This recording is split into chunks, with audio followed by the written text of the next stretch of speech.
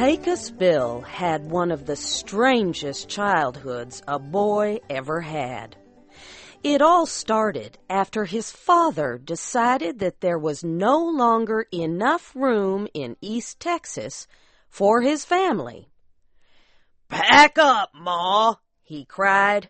"Neighbors moving in 50 miles away. It's getting too crowded." So they loaded up a wagon with all their things. Now some say they had 15 children, while others say 18. However many there were, the children were louder than thunder. And as they set off across the wild country of West Texas, their mother and father could hardly hear a thing. Now, as they came to the Pecos River, the wagon hit a big rock. The force threw little Bill out of the wagon, and he landed on the sandy ground. Mother did not know Bill was gone until she gathered the children for the midday meal. Mother set off with some of the children to look for Bill, but they could find no sign of him. Well, some people say Bill was just a baby when his family lost him. Others say he was 4 years old. But all agree that a group of animals called coyotes found Bill and raised him. Bill did all the things those animals did, like chase lizards and howl at the moon. He became as good a coyote as any. Now, Bill spent 17 years living like a coyote until one day a cowboy rode by on his horse. Some say the cowboy was one of Bill's brothers.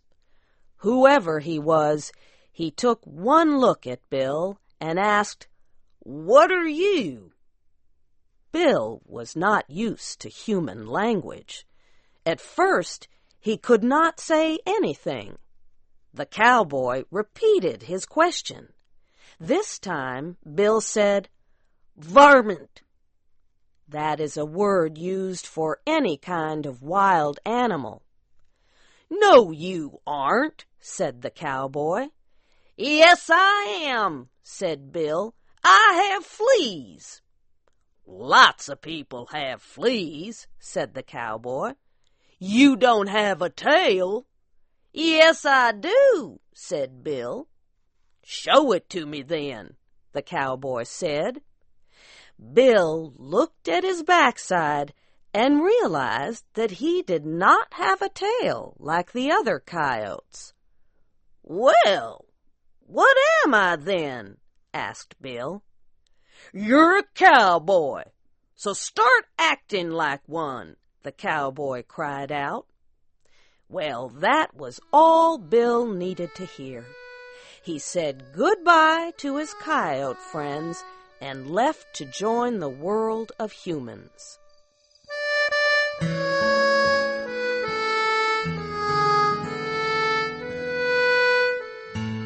Now, Pecos Bill was a good cowboy. Still, he hungered for adventure. One day, he heard about a rough group of men. There is some debate over what the group was called, but one storyteller calls it the Hell's Gate Gang. So Bill set out across the rough country to find this gang of men. Well, Bill's horse soon was injured, so Bill had to carry it for 100 miles. Then Bill met a rattlesnake 50 feet long. The snake made a hissing noise and was not about to let Bill pass. But after a tense minute, Bill beat the snake until it surrendered. He felt sorry for the varmint, though, and wrapped it around his arm. After Bill walked another 100 miles, he came across an angry mountain lion. There was a huge battle, but Bill took control of the big cat and put his saddle on it. He rode that mountain lion all the way to the camp of the Hell's Gate gang. Now, when Bill saw the gang, he shouted out, "Who's the boss around here?"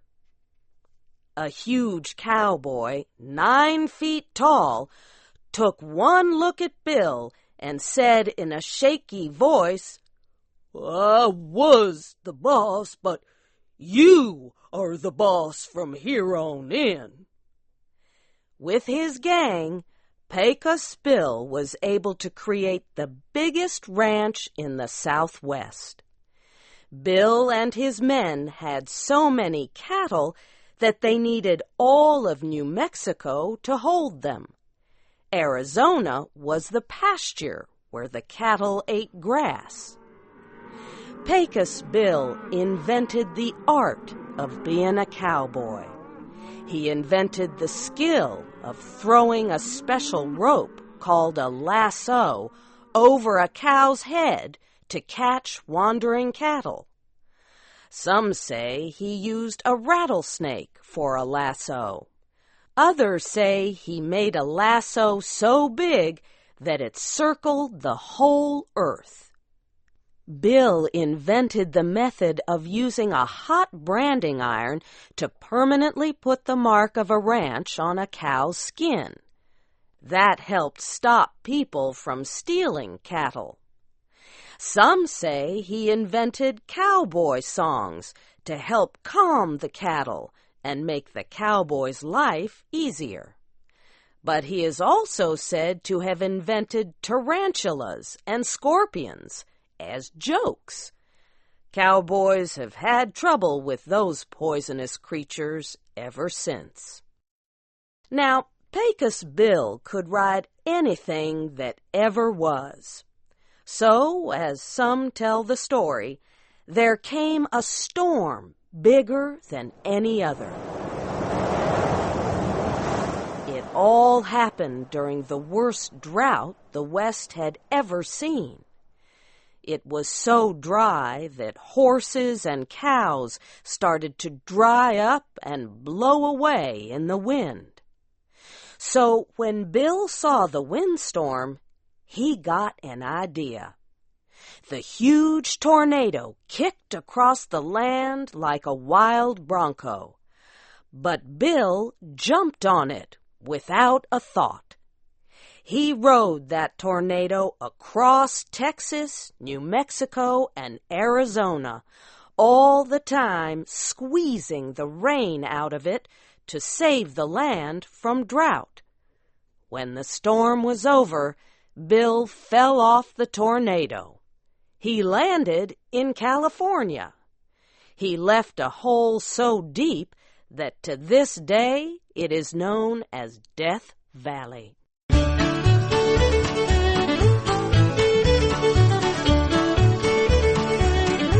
Now, Bill had a horse named Widowmaker.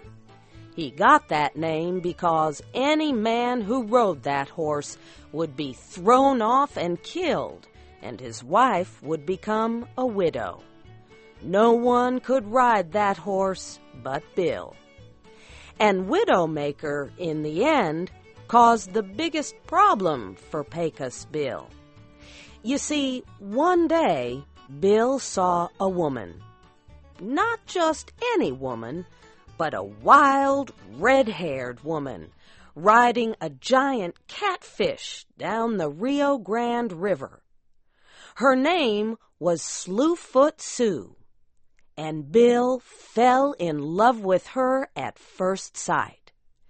Well, Bill would not rest until he had asked for her hand in marriage, and Slewfoot Sue accepted.